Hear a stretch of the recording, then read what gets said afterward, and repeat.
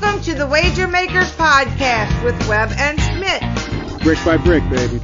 I'm freaking out, Webb. Will there be no man? Stupidity's going to be an asset. What a bunch of crybabies. Hello, my name is Steve Smith, and this is Rob Weber. Say hey, Webb. Hello. What's happening, Smith? I'm Smitt, that's Webb, and we are the Wager Makers, and this is the Wager Maker Podcast. Webb, this is Wager Maker Podcast number 32 already. I can't believe it.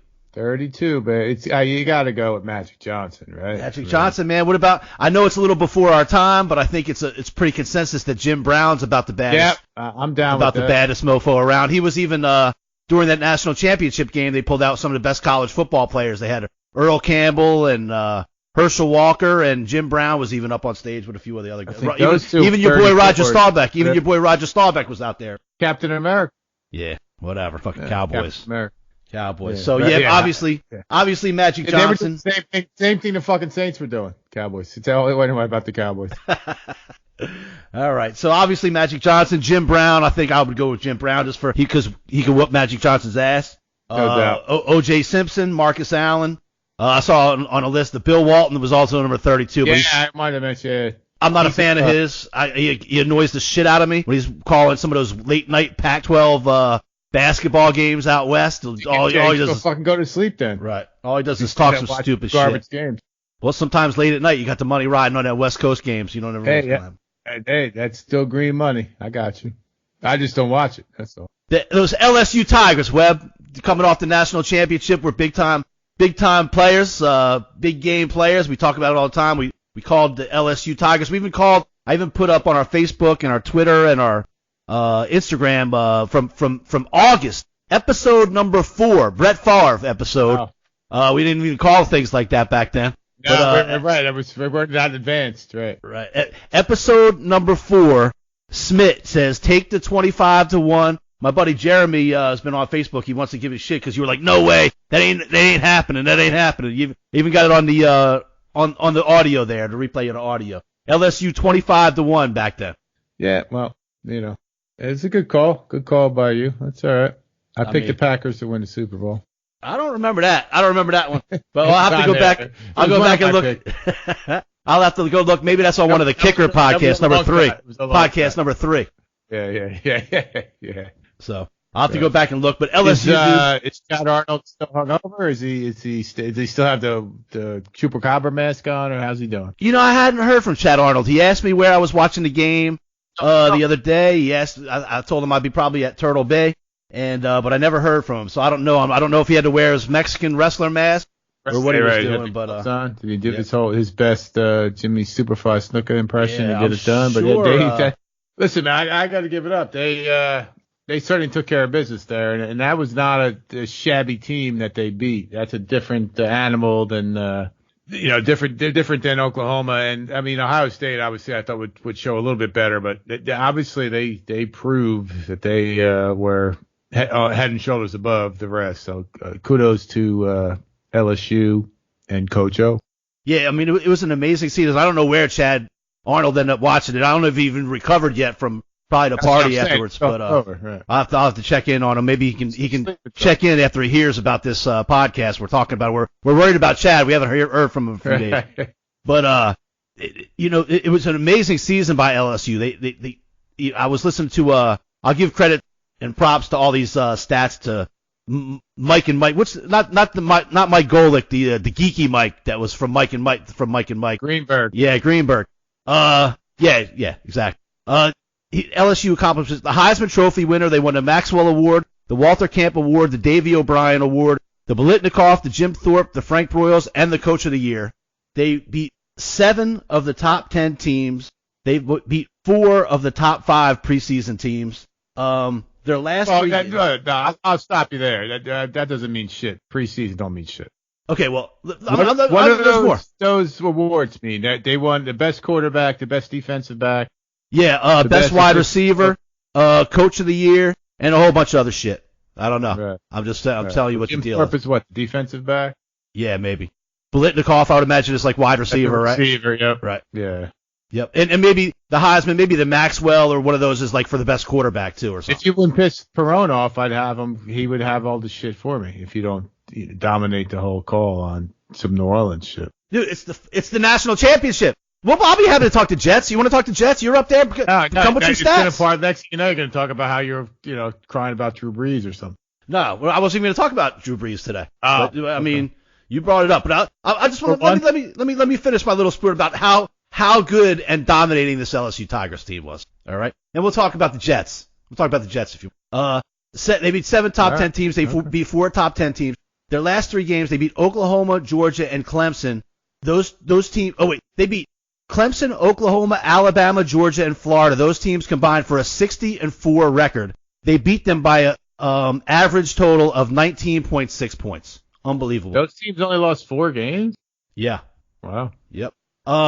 They had in 15 games they never trailed in the fourth quarter, and they only trailed once by double digits, and that was in the game against Clemson the other night. And from the time they were down 17-7, they outscored Clemson 35-8. Yeah, we can do math. Hey man, I'm just trying to tell you, this might be one of the best teams in history. Oh, here we go. Here's the one of the best teams in history. I'm just saying. I mean, it was dominating. Do you not agree it was dominating? I said they would win. I said they would cover. They got down. Everybody was stressing out in the first quarter. Oh, this offense isn't going. I ain't mad at them. The offense isn't going. The first 2 drives, they got the ball at the 3-yard line. Dominant performance. I was curious to see how they'd react. Well, they reacted. That's not being worried. They just had, like you said, they hadn't been down. We knew from Clemson's past performances that if they were down, they would be composed at least. That's all. Yeah. I wasn't worried. I wasn't, I wasn't concerned. I don't think, Yep. You texted me a couple times and I was like, dude, it's cool. Everything's cool. Don't worry, don't sweat this. They got it. But anyway, I just want to say LSU had a great season. It was a great weekend here in New Orleans. Clemson fans showed out big time. LSU fans showed out big time. We had a good time here in New Orleans last. So I won't talk, but it does get me a little sad.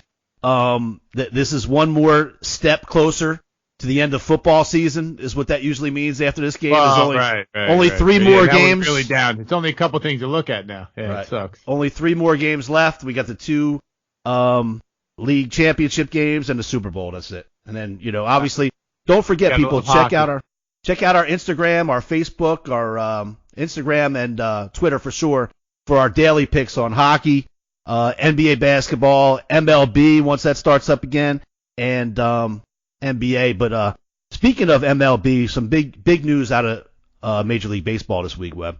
Yeah, I mean, at first I kind of downplayed that whole situation. A little bit of that was kind of a little bit of gamesmanship. We talked about this on some past podcasts. If you're on second base, you're going to give the kid, the batter a high sign. There's a 2 down there, a 1. You're thinking it's going to be a curveball or it's going to be inside or outside. I'm all for that type of, help or whatever you want to say. But what's going? I mean, it's just when it's a systematic. Like an organizational wide, I don't know if conspiracy is the right word or not, but these guys were just doing everything they can to not turn look what happened. The jobs are lost, high level jobs, major repercussions, in terms of the Astros for sure and draft picks and everything like that. And then, it comes out everybody gets fired, but I think the crazier thing about it is I saw something today like even the owners are pissed that it wasn't enough type thing, or even how it almost the trickle down effect or the checker effect, the domino effect of how it affected everybody else, particularly the Dodgers. I think were real fucking upset about it. CC Sabathia came out today, said they were kind of robbed. I don't know.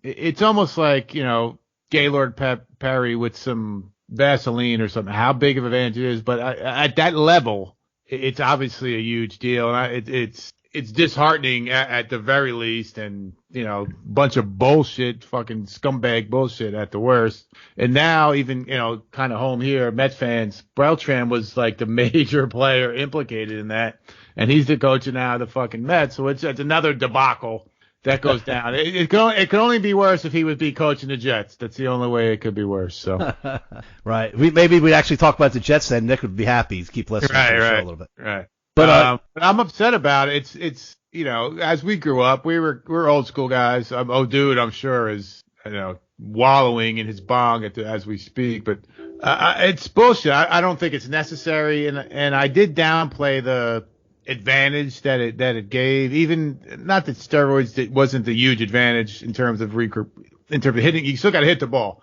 but in regrouping and recovering from a 162 game schedule, stuff like that, it's certainly an advantage. But it sucks. I mean, it's the worst thing you want to hear. And baseball, it's just another kind of black eye type thing. I was talking to somebody today. I was in the industry. I worked for the Mets and the Yankees when signage behind home plate signage came out back. I guess I want to say the mid to early 90s. And then they went on strike, and it just a bad taste. To this day, I'm still kind of a little bit bitter about baseball. And now this bullshit comes out. It's just another, fuck baseball, at this point. That are cheating and I don't know. It's upsetting. Right. It's just weird. As long as there's signs and signals, it should be no problem with somebody stealing signs and signals from the other side of the dugout. But when you're using modern day technology to do it, TV cameras that the other teams can't get to or whatever, just once it takes to that new level, I think it takes it to a different level. But I think baseball was pretty stern, I thought, and kudos to the teams, but I guess they probably did the easiest thing for them, as opposed to waiting around for the GM and the manager to come back from a 1-year suspension and almost putting your team on hiatus for a year. You just fire the bastards, you pay your fine, you move on without them. There's other coaches, there's other GMs you can hire out there. Obviously, Cora from the Red Sox lost his job. Good chance maybe Beltran once he. Yeah, I think that's almost a foregone conclusion. Right. But listen, I get that. Define is meaningless. That define is meaningless. That's nothing. But it's just the integrity of the game now, and especially now sports gambling's legal all over the place. It just brings a shroud on everything. I mean, obviously we're here to promote sports gambling. We are all about, a level playing field. And like you said, listen, if you're going to steal a sign, if you're on second base, like I said, and the guy puts down a 2, you think he's going to throw a curveball, and you see the catcher leaning inside, you're going to give your batter the high, tilt your head inside, fine. That's all part of the game. But once it's a systematic, organizational, when you're meeting and, having people go out to center field or wherever it is, and, the worst side of analytics, you're going to legitimately cheat, steal stuff. You can't have it.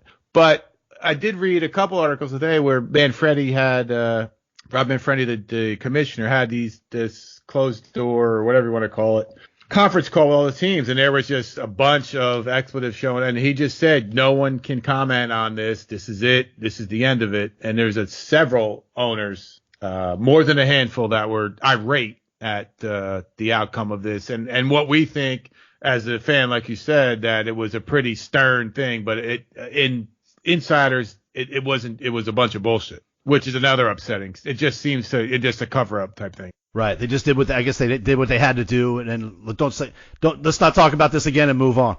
Right. You guys can't say anything. This is going to come out as a perceived big hit, and then no one says shit, and that's it.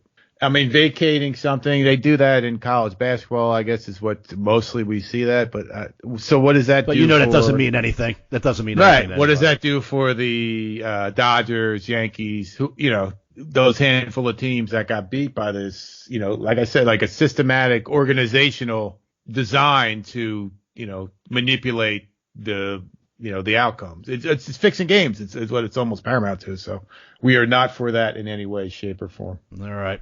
So just wanted to touch on base on that a little bit. Obviously, it won't be long now before pitchers and catchers start reporting stuff like that. Maybe another month or two and stuff like that. So, oh shoot, you know what else? Marty Johnson told me this week I say stuff and all that stuff too much, and I just said it a couple times. So I'm going to try and eliminate that. Marty, gotta work on your vocabulary. Thank you for bringing that up. I'll try and stop saying and all that stuff and stuff like that. As Sharon says and stuff like that, I say that too much. And then Marty Johnson told me the other day I say something about stuff too much. I wrote it down here, but I can't. But it's Sharon's fault. We're working on it. No. Sharon tells me I say that too much too. Okay. No, she doesn't say it. Everything she says is perfect because it's not on a microphone, so I can't critique that shit. But get back to the national championship for just a second. Our old friend OBJ, Odell Beckham, showed up to the game. LSU, I guess he was handing out cash to the guys and acting like a fool. They have videos of him in the locker room afterwards, acting like an idiot. What's the deal with this guy, Webb? Now, again, anytime you want to kind of give this guy a break, like maybe it was Coughlin's fault, maybe it was the Giants organization, and then he was kind of quiet in Cleveland. Now here we go. The glory of LSU. Let him do anything to steal a little bit of that limelight, that spotlight. Not only that, he's giving money, legitimate money, to players on the sideline. Now, this is a Division I athlete who was recruited since the time he was, I don't know, 9 years old, 8 years old. I don't know. He knows all the ins and outs of what you can do. Joe Burrow comes out on whatever he was and says, "Oh, I'm no longer a player athlete. I can accept money." So right there. So what does that mean for the other, 99 guys out there? What does that mean? We mentioned the guy Singletary Jr., whatever, who was a freshman All-Pro. What does that mean for his eligibility? Some guys are just dickheads, and this dude is just a dickhead. Anytime you cut him a break, he just proves that you're wrong. It's your fault for giving him a break, and not his. A dick is a dick. Yep. Such an asshole. This is such a big night for LSU. I mean, I tell you, I knew it. The minute they showed him on a sideline before the game, I was like, why have this dude?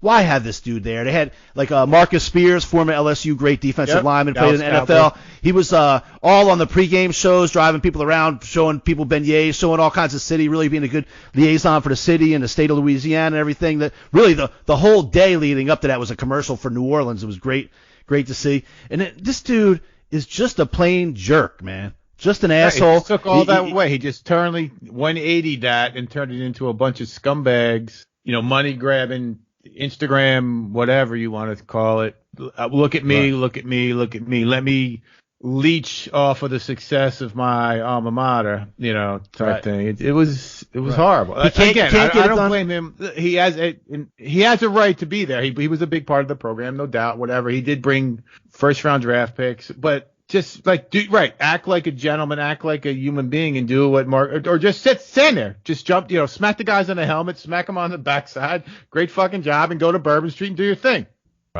Right. Just a jerk. I mean, like you say, every time you try and give him, like, all right, maybe he got misunderstood in New York, so they shipped him out. Okay, maybe he was in a bad situation in Cleveland, and he's not really his fault, but man, time and time again, if it smells like an asshole and acts like an asshole and quacks like a duck, it's a goddamn duck. Right. If it's waddles and quacks, it's a fucking duck, no doubt. Right. So OBJ. And I just point that ship had sailed. You know what I mean? Right. And I mean, honestly, after what he did the other day, if Coach O, I would never have him around the organization. Well, again, but it's damage done type thing. Well, he's not around on Alabama Day. He's not around on when he ain't gonna be around if you go 6-5. He's gonna be he ain't gonna be in Louisiana if you're 6-5. He's not gonna be there rooting on the troops. He's not gonna be there rallying the guys. He's not gonna be there recruiting the next quarterback. He ain't gonna be there unless you're in the national championship. His ass is gonna be on TV. Period. The end. So just wanted to bring that up. All right, we got some big games last week in the NFL. Obviously, we can move on to the NFL a little bit and just talk about the games from last week. We had Baltimore in the over. That obviously didn't work out too hot. That's a great, kudos to Vrabel and Derrick Henry's a stud, and that there's never been a more, we were arguing or hoping for New Orleans to get the bye, but that's just an example where that was just too long of a layoff for these dudes. Especially for a young quarterback. I think it's just, man, I kind of railed about how the game, I had a whole rant last week about how the game is changing and the mobile quarterbacks are coming on and the pocket passers aren't doing shit. And sure enough, man, they come out, the most mobile of them all gets just shut down. Now we got Aaron Rodgers and Mahomes and Jimmy G are in the final round of the playoffs. But they all have wheels. Tannehill has wheels. He weren't too off. He played like shit. But it's funny. You see what the cornerback or the safety come out and say, we're just chokers, and that's what they do. They're what you call the Saints for regular season heroes, whatever you want to call them. They did the same shit last year. Yep. They were anointed before they earned anything. Right. It's just, man. So I was upset. I'm glad they lost. I'm not a Ravens fan. I'm not a Harbaugh fan, I guess I should say. Lamar Jackson, he's a tremendous season. He deserves whatever he gets, but I'm glad they lost. But now, this is kind of, for them, Tennessee anyway, I think that slipper. It's time for that slipper to break. So. Yeah, I was thinking that too. It might be the end of the Cinderella road right here for these guys. I don't know if there's an easier game to pick at this level at this point in a long time. But I'll tell you, man, it just shows time and time again, man. In the playoffs, and this is kind of what I touched on about the Saints last week. In the playoffs, man, the playoffs are just for freaking men, dude. It's just for men. And the finesse dies in the playoffs. Well, I mean, my pushback there is going to be, I'm not the biggest Andy Reid fan, certainly in the playoffs, but that was a remarkable, situation on that comeback. But, we joked about, I think after we talked, they were down, was it 24? I think he ran the ball 4 times. Right. The rest of the game. Game. Because we had Seattle and the over. Kansas City and the over in that game. So I think when it was 24-0, I said, I don't really care. Just get me a split. If we're up 24-0 we're going to get. I want to get the over. And he said, listen, this game's going over. This game's going. He said, this game's definitely going over. Right. Right. At that point, right, the split is guaranteed. Right. And it actually went. We had no idea. Go ahead. I was San Francisco kind of showed up. It seems that Shanahan learned from that experience as the OC for the Falcons, although I did think it could have run the ball a little bit more to kind of earn parts of that. But they're tough too. But that cornerback, they can be beat in the secondary if you can give somebody some time up front. But the Packers and Aaron Rodgers, we're kind of waiting for Rodgers to kind of show up. He did drop a couple dimes in there. So it's going to be interesting. I'm looking at the lines already dropped here on that Chiefs game, which shocks me. So it's going to be fun, So, I mean, Derrick Henry, dude, he's a freaking beast, dude. Absolute beast. But it just shows, it goes back, against what you said. It's, if you can run the ball, this dude single-handedly has taken them to this point from, I don't know, certainly the playoff games. And I would even venture to say since, I don't know, week 14, something like that. So 4, 5, 6 games, he has single-handedly brought them to this point. Right. And Tannehill, I don't think he's thrown over 100 yards in either of the playoff games, but he's made some big throws when he's had to make them. 7 for 7. Right. And he's made some big throws, yeah. and he can also take off with it around the edge when he absolutely needs to. That's the other thing. You got it right. And he could steal a couple first downs and keep drives going. And then you got to respect that. And that just opens up the other, the whole thing. But those guys who caught those touchdown passes, the one dude, I don't even think played only 3 games during the season. The other guy had no touchdown catches. So they're on a little bit of a, whatever you want to call it, a dream scenario. So, but good for them. Again, they're well coached. They play well, and good for Tannehill. I was never down. I mean, I doubted him, just his first round status, but I wasn't anti Tannehill. And he earned himself a shit ton of money. He's looking at, 7 figures this time this September for sure. So, yeah, I mean, I think for them, I mean, it's for this game coming up with them, it's going to be the typical, how long will you be able to continue running the ball when Mahomes is back there going up and down the field, or if they'll be able to slow down Mahomes or keep him off the field a little bit. I mean, that's the scenario. There's no way.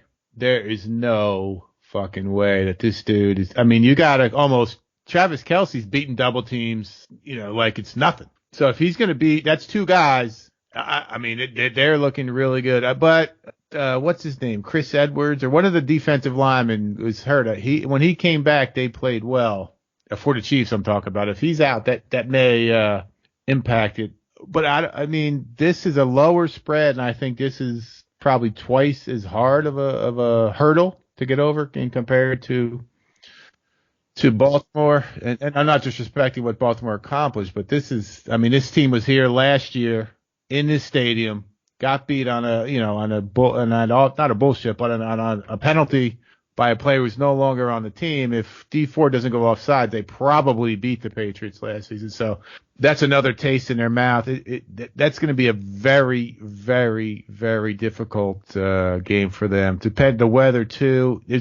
I don't know how many blue and light blue jerseys you're going to see in that sea of red there in that stadium. And Mahomes is just ridiculous. And them being down was not his fault. Even Kelce dropped passes. The one dude dropped. Yeah, early on they didn't get anything going, but those dudes are just dropping the balls. Yeah, I mean, the one dude dropped 2 or 3, and he kept dropping. But then Kelce got fire. And, it was obviously we all saw it. But what a crazy game that was. 48-7 or 51-7 after 24-0, whatever the number was. It was 24-0. Like they scored like 9 times in a row. And this isn't Alabama against Right. At one point, I think they had 7 straight touchdown drives. At one point, it might have been more. I thought it was. I thought I heard 9. They scored 9 times in a row. 9 possessions. I don't know if that math, but even it's called 7. That's still ridiculous in the second round of the playoffs. So I mean, that was just a wild game. When we texted early on, it was 24-0, and I was just happy. I was like, well, at least we'll get the over. We can split this game. And man, by the halftime, they were over, and already Kansas City had the lead. They had the lead. Yep, winning. Oh, that was crazy. And then Seattle, man, I kind of thought they were going to pull it through in the end. Aaron Rodgers, like you said, made a couple big plays. It was like he had one receiver. They just couldn't stop Devontae Adams. They just could not stop him. He's huge. And if you give him some time, and he's had a subpar season. Aaron Rodgers, I'm talking about. Pardon me. But he seemed to get a little bit on track. This game kind of worries me for him. I'm still not confident. Obviously Aaron Rodgers is Aaron Rodgers, but I've heard some stats. If you compare the Packers and the Niners from back in I'm going to go back to the Harbaugh days. They almost have the same amount of Super Bowl appearances, the same amount of playoff appearances. So that was a kind of a funky stat that I heard someone mention. I mean, I'll get Perot to dig into that a little bit. But the Packers, I think we kind of, I don't know, maybe put them a little bit higher than they deserve to be. And Rodgers did not have a great season. Their defense is up and down. Their running game is up and down. But first year coach, here they are. Then they're a shot to be in the Super Bowl. So right, we'll see how that turns out. We'll be, like I say, delving into those games a little more in a few minutes. Obviously, Minnesota was just outmatched by the Niners. I think if there was one team that looked like a team that was coming off a really emotional win the week before and going into a place where a team had a bye week and just looked way fresher and more ready to play, that was the game.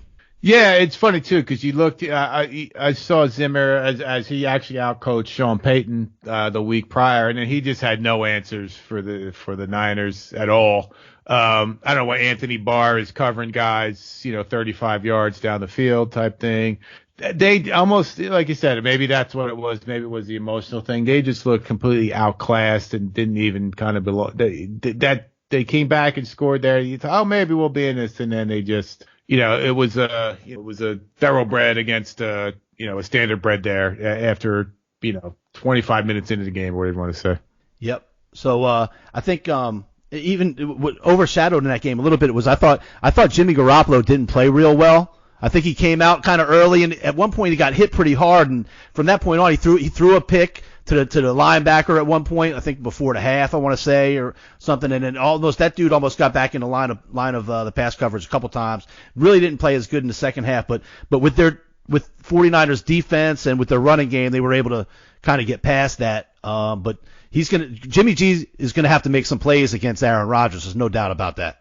Yeah, I'm gonna temper that Rodgers thing at this point. He's got to, not that he has anything to prove, but I still have that San Diego game in the back of my mind where he just completely sucked. And Garoppolo, he hit with that ankle or whatever that thing got rolled up on. That was ugly. It looked ugly. So I don't know. The Niners, to me, they looked well coached. He said they kind of overcame some sluggishness, some whatever jitters type thing, whatever you want to call it. Their weakness to me is certainly the secondary, aside from maybe Jimmy Ward. But I don't know, man. I'm torn here. I'm not the biggest Niners fan. I would certainly love to root for the Packers, but Aaron Rodgers, that was the best game I think he's played since I don't know, mid-season maybe or maybe all season. But he hit the throws when he needed to throw, that he needed to hit, and that was he didn't do that all season. It's typically the defense lets them down or whatever. There's no running game or whatever it is. And none of that happened. And they beat them, they beat them kind of good enough. It wasn't really close there at the end, but I don't know what to do about that game. So we'll talk about it later. But Aaron Rodgers is not I wasn't impressed yet. All right. During the playoff games, they had a couple little announcements for the NFL Hall of Fame. I know two of our favorite guys ever in football kind of were blindsided during the day at their analyst jobs. You obviously a huge Jimmy Johnson fan, and me, Bill Cowher, with the Steelers growing up. Both were kind of surprised and told that they were going to be in a Hall of Fame. Webb, what'd you think about those? I mean, it was phenomenal, obviously. Needless to say, I love Jimmy Johnson. I loved him at Miami. And then, obviously, my Cowboys' love for him is endless. Very much. I thought about you. I knew you had 3 boxes of Kleenex with you. But the thing for me was, Aikman in the box was kind of crying. And then seeing what Michael Irvin obviously said, and I'm a huge Darren Woodson fan. I think he's been robbed of his Hall of Fame status, and he just had ridiculously good things to say about Jimmy Johnson. My opinions are similar to all theirs. There's just silly ego, money, ridiculousness that would have stopped the Cowboys from winning at least 2 more Super Bowls at that point. Stopped me from 10. But yeah, I love Jimmy Johnson. I'm happy for him. It was very emotional, but I'm like, dude, stop fucking crying. Put the game on. You know what I mean? Come on, man. Have a heart. Have a heart. Your boy Aikman was crying. But anyway, my buddy, got away to the bank, motherfuckers. My man, Bill Cowher from the Steelers. Also, both of these guys well deserved. Great guys. Seem to be great. They were great coaches. Had great teams. A long time ago. Not even that long ago. Not even our youngest years. Jimmy deserved it more than Bill Cowher did. All right, whatever, man. If you can't coach Troy Aikman and Emmitt Smith and Michael Irvin to a couple of Super Bowls, something wrong with you. It's not the point. He drafted those guys. Whatever. Jerry Jones. Jerry Jones was in charge of that shit. Jerry Jones was in charge of that shit.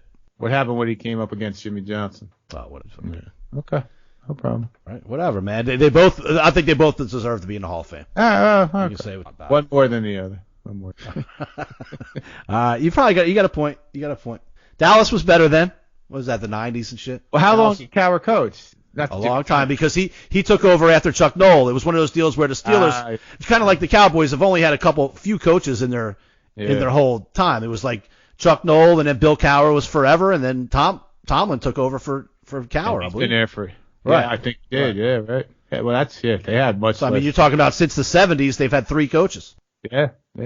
I guess he was there. Okay, that gets him even more in my eyes. But he deserved it. I'm not saying that. All right. So we had a couple things I just wanted to clear up from we got some of our listeners chimed in on a couple things. I already said Jeremy Wiley wanted me to give Webb some shit about him not believing in LSU early in the season, so I wanted to make sure we covered that. Also, Scott Wheatley mentioned that the Lecompton Derby is going on at some of the Derby pre-races and prep races are going on. We might want to start covering some horse racing a little bit.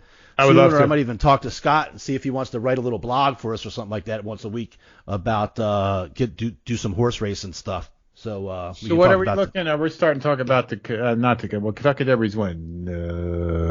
May. Yes, but there's all those prelims running up. Right. Monmouth Park here doesn't open until I don't know, maybe March. Right. So at the fairgrounds, at the fairgrounds here in New Orleans, they had all the races leading up to the Louisiana Derby, and those horses usually end up going Kentucky Derby. So maybe I'll get Scott to do some local stuff for our blog or something like that. So we got the Trotters. The Meadowlands are open here, so yeah, we could. I would love to. Yeah, right. Start looking at that. And then Todd Lewis reached out. Also, he had a little issue with our 31s last week. We talked about who we talked about Jamal Lewis. Who was our 31 that we ended up Maddox, Greg Maddox, I think, was the 31 that we ended up Maddox, going with. Yeah, Obviously, Todd is the Eagles lover, so he said, "Oh, well, you guys didn't bring up Wilbur Montgomery." Well, Todd, that's because being a great Eagle does not make you a great player. I like Wilbur Montgomery as a player. He's not worthy of the wager maker's number. Jersey number. Not even, not by a long shot, right? But we do appreciate you listening and noticing. And he said he had us on a long road trip and he had to listen to a few episodes, but he was upset that Wilbur Montgomery didn't get any love on number 31, and that's because if this was a local Philly show, maybe number 31 would be Wilbur Montgomery. Right. No Wilbur Montgomery on this. All right, so a couple retirements. This guy's starting to pop up. Free agency will be coming up before we know it. Luke Kuechly of Carolina Panthers retired at age. This guy has been a good player, man. Really. Oh, he was Defensive Player of the Year. I mean, is that straight CTE type thing? Is that for sure? I think he's had a bunch of concussions. I don't know, what if he's just getting out while he can, or what the deal is, but certainly it's got to do with injuries. Probably just trying to get out while the getting's good, man. Good for him. Right. Yeah. I mean, because this guy came. He's a baller. Right. No. From playing against the Saints twice a year, I got to see him play a lot. This dude, man, came to play every day. He was a hard hitting dude, man. So ridiculous. Yeah, right. Yeah. Boston College, I think he went to. Yeah, I mean, it's good for him. Smart. I mean, listen, he got in there, he made his money, he played. Did they win a Super Bowl? They definitely played. No, they lost the Super Bowl, I believe. That's what. Well, they lost. They lost with Cam. Yeah. And then, certainly. And then the only other time Carolina's been in the Super Bowl was when Jake Delhomme brought him against the Patriots a while back. I don't think that Kuechly was around. He had he a may good have been. career. Right. No, I don't think so at that point. But hey, I don't blame him. Listen, if you feel like it's gonna affect your health, the dude's got more money than I'll ever see. So good for him. But I don't know what's going on. That franchise. I'm not sure what they're doing there. That's just another kind of hit for them. They're uncertain at quarterback. I don't know how they're going to bring in Joe Brady. That to me makes no sense. Given Rule, not hiring him was a bad thing. Giving the guy $7 million for how many ever years? Yeah, I think it's a long contract. It might be like an 8-year contract or something long. I don't know. Yeah, I think it was like $56 million, right? Again, that to me makes no sense, especially with the uncertainty you have going on. You're asking, it's a very, good for him. I don't begrudge anybody for making money, but I'm not sure what's going on there. You as a Saints fan, I would certainly kind of eliminate them for a year or two to begin with. Especially with Kuechly being gone, they have no quarterback. I guess Cam is still signed, right? Is he signed? Yeah, I think he's still there, but he's under contract. Man, I just think Cam's got too much tread on his tires to play ball still. And now he's got but now there's no one there. The talent is drained. And again, we've talked about the lack of success of these college coaches coming in. So I would dismiss them certainly for a year or two at this point. So that's a good thing for you. Right, and then but you mentioned the Brady leaving. He was kind of like an integral part of this LSU offensive explosion this year, and now they pull him away and bring him over to the offensive. I don't know if he's going to be the offensive coordinator or what kind of coach he's going to be over there at Carolina, but and he learned a lot under Sean Payton, so we'll see how that all irons out. But that was a classic knee-jerk thing. Good for him. Again, I'm not begrudge anybody moving up in the world and making money, but ridiculously silly in my opinion. He wasn't even calling the fucking plays, so I don't know how. Again, we anoint these guys immediately. It's just the world we live in these days. Well, all I can say is we'll see. I am. Yeah, we'll see. Carolina's gonna now they have a college head coach. You're looking good. That's one team, and I don't. You're looking at Tampa Bay is no good and Carolina is no good. So if as long as Atlanta doesn't snap back, regardless of who your quarterback is, you're in a decent spot to win that division next year, as we stand right now. Well, we'll see what happens. But obviously a college coach as the head coach, and then your offensive coordinator is a guy. He barely was a Saints assistant a year ago. He didn't call the plays. Right. That's what I'm saying. He barely was a Saints assistant, and then he was like the assistant to the assisant in LSU. So we'll see. Right. We'll see how it turns out. Typically, he might be an upstart, up and coming young mind, but damn, dude, an NFL coordinator job is a whole different ballgame. What is right? Watch out what you wish for. Yeah, so again, I think it's ridiculous that team is going. In my opinion, will be nowhere. Certainly this year, the next couple of years, and again, by the time they get it figured out, the patient is going to run out, so they'll be ended up paying another coach money. So I'm glad I'm not a Carolina fan at this point, but I could be proven wrong, obviously.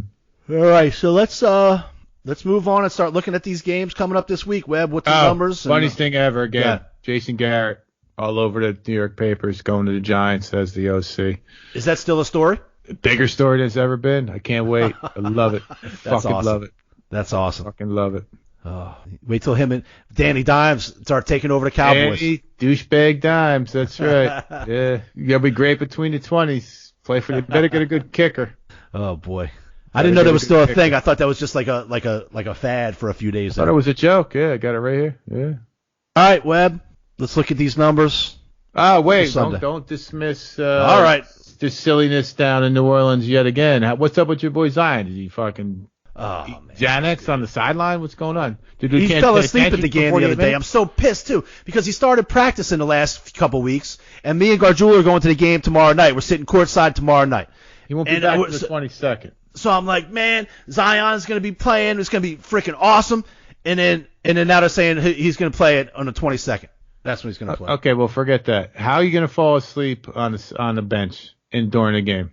First of all, the lights are on. Like, dude, how fucking tired can he be? He's 19 years old. That shit gets boring sometimes, man. Yeah. Okay. Right. I was looking at the film of that. I'm not sure he fell asleep. He might have just been. What to do? He was resting his eyes. He was resting his eyes. Yeah, right. He was meditating. Okay.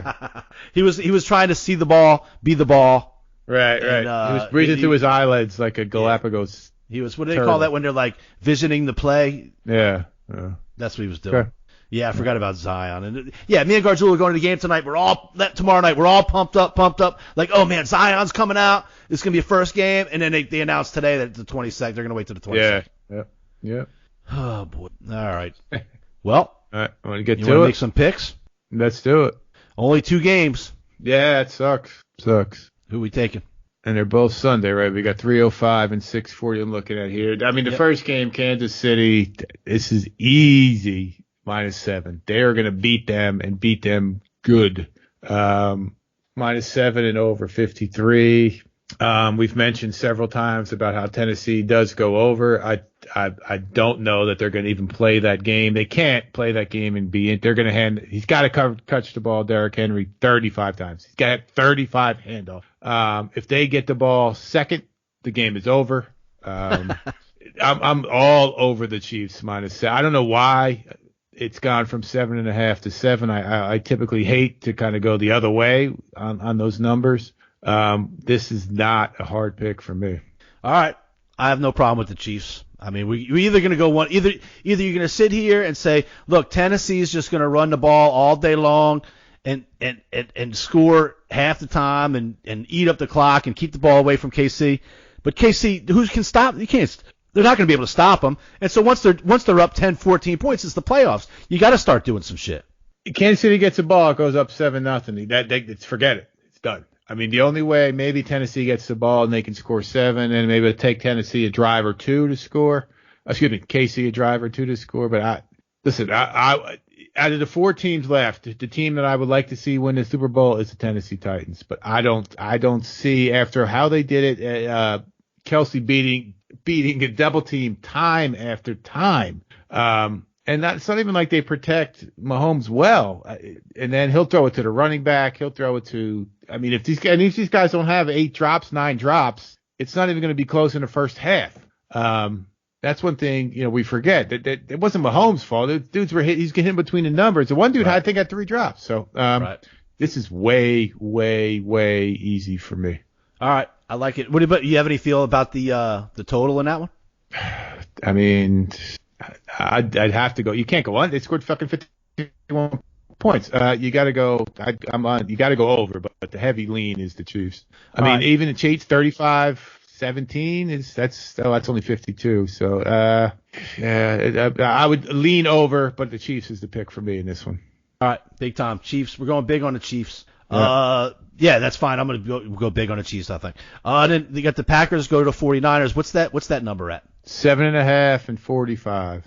You think the Packers put enough pressure to make Aaron Rodgers look like crap, or does he step up? This is a tough one. I mean, coming from where we come from and how we've grown up, we've seen Rodgers, play well always. But when you dive deep in numbers, like I said, that one stat kind of struck me. These teams are kind of even in terms of historically playoffs and playoff wins, Super Bowl appearances, blah, blah, blah, since those Harbaugh days. 7.5 is a huge number. I'm not a Niner fan. I'm looking for an excuse to take the Packers, to be totally honest with everybody. Buying into 8, that means they're up 15, something like that at the end. I would go Packers here plus the points. But I'm not sold. I'm kind of into taking the home team and buying that half a point the other way. That kind of works for me. So just one. I can also convince myself into it's only one score. They're gonna win. They're gonna win. I mean, but I could see Bosa. I could see Bosa making Aaron Rodgers look kind of pedestrian in this game. Well, here's the thing. I ask myself too, or I'll ask you: would you be shocked if the Packers won? No, of course not. It's Aaron Rodgers. I would not be shocked. Now, would you be shocked if the Titans won? I'd be pretty shocked if the Titans won. Correct. Correct answers? Correct answers? No, I'm not correct. I'm just no, I agree. I see what you're saying. I'm playing through in my head. Listen, I'm with you. We're trying to figure it out. Again, I don't know that. Having said that, I have a feeling my hatred toward Aaron Rodgers is showing up in my heart is messing with my head. I have a hatred for Aaron Rodgers. He's broken my heart several times being a Cowboy fan. Cowboys can't beat him, certainly in the playoffs and on the road in what a Cowboy State, 18 State, whatever it is. So the Cowboy, he's broke my heart more than once. I'll kick it back. My lean is, take 8. So that, in my thought process there, I wouldn't be shocked if the Packers won, A. And second of all, you kind of got to be up and have the ball or have the ball by, over 14 at that last couple minutes. So, all right. My thought process. So we're taking. No, kick it back. What do you think? I think that defense at home is tough. I think they can get. I think they can get pressure. I think they can get pressure on. And man, what is up with Sherman? He looks like the slowest, sorriest cornerback of all time, and he still comes up with big plays. Yeah. Well, he's smart. He's savvy. But the other dude is horrendous. Yeah, he got benched last couple games. He keeps getting put back in and benched. Correct. So, I mean, but you're talking You're talking one PI away from giving Aaron Rodgers 7 points type thing. There's no doubt this defensive line is good. The front seven is good. They can run the ball. I'm a big Emmanuel Sanders fan. Kittle's obviously is, enough said. Garoppolo has got one under his belt. He will, I would assume, play better. Their offensive line is pretty good. There's investment there. But all right, I'll tell you what. I'll take Aaron Rodgers plus 7.5, 8 points. All right, let's do that. And with the stipulation of I'm just going to go on the record right now as saying the Chiefs is our play of the week. The Chiefs -7 is our play. Again, if you're in trouble, if you want to double down, if you want to go big, I say go with the Chiefs and then just be careful. And then just be careful with the rest. See how that goes and be careful. It will hit the Chiefs early. Then you got bet half. Bet half of the winnings on the next. If you want to go the other way, but my pick. There's a couple things going in the way of the Packers to cover. So that total 45, I could see it going over. I could see it staying under. I mean, what's 45 divided by 2? It's not even 24 each. Again, my lean there is over. If you want to come in, I kind of like the over in that game. Yeah, maybe that's even. It's a playoff game. They're going to start. Let's say Aaron Rodgers gets down by 14. Well, he's going to start throwing the ball all around a yard. Right. And he's either going to throw a pick six or he's going to throw right. And those dudes are going to pin their ears back. Those defensive linemen, so it's going to be all out around the edge. So he's going down or he's throwing the ball to what's his name for yardage. I would look too, just on a side note, look for over in Devontae Adams in catches and yardage. He is going to be targeted almost exclusively. And then also a secondary to that, look for Jimmy Graham's total catches, because that's going to kind of lean, that's going to leave him over the middle, over those linebackers. Jimmy Ward is a good safety. The corners we just talked about, we're not high on them. So he's going to be kind of one-on-one. He's humongous, 79 feet tall. So his total is going to be maybe 6 catches. So that's another couple ways to kind of hedge on that game as well. Okay, sounds good. So we're going to go. Here's the deal: big on the Chiefs. Yeah. And then light on the Packers and the over. That's right. Yep. All right, that sounds good to me. All right, anything else we wanted to cover today? I'll go big on the Chiefs. I'm gonna do that shit right now. I might do that shit as soon as we get off the phone if that number's still 7. It's I'm pulling it up right here. It's 7, and then we're gonna get heavy after this into college hoops. It's gonna be thick of that season. The NBA All-Star game is coming up, and the hockey as well. We can start talking about that stuff later in the season, kind of hone our picks down as we get closer about the bullshit that goes on in the end now. What's his name on the Rockets, who came from the OKC, now is sitting down every other game. Now it's just like it's contagious. Yeah, so he doesn't play every other game either. Nah. Now everybody wants rest. So if you get paid $35 million a year, you only play 41 games instead of 82 games. So good for them. Everybody sucks. Period. Right. Society. That's how you know when you're getting old, Webb. When you think everybody's a lazy bastard. Right. And I hate everything. I hate everything. It's not how they used to do it. Right. And where he'd go uphill in snow and fucking then play basketball. Walk the snow in bare feet. Right. And then play hoops. We go out and play hoops in the snow. Right. Left-handed with a hand behind his back. All day until dark. Right. Hey man, no lights. I never forget Sweet Knot shoveling the court back in the day. You did what you had to do, man. Right. Yeah, these guys don't do that now. I've heard it's funny. Having said that, there's a guy on the Tar Heels, Tyler Zellers, going back a couple of years. He never played a game outside in his career.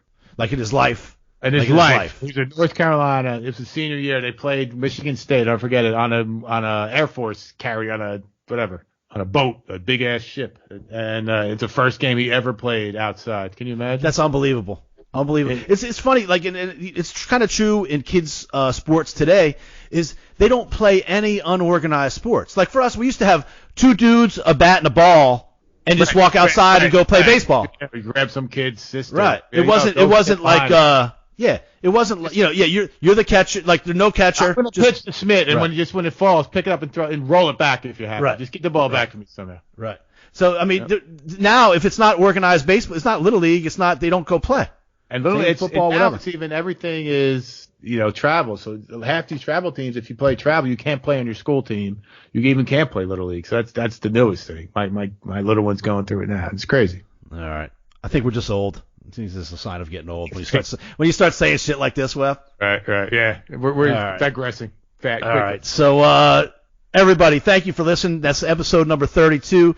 John Groh, thank you for the bumper music. We're getting into carnival season here in New Orleans, and he's got a new Mardi Gras single out. So check out John Papa Groh's Mardi Gras single. TuneIn Radio, iHeartRadio, Google Play Music, Podbean, Apple, Spotify, Stitcher. Check out all our picks on Sports Watch Monitor. Facebook, The Wager Maker Podcast, Twitter at The Wager Makers, Instagram at The Wager Makers. You can email us at thewagermakers@gmail.com. Message us on Facebook, all that stuff.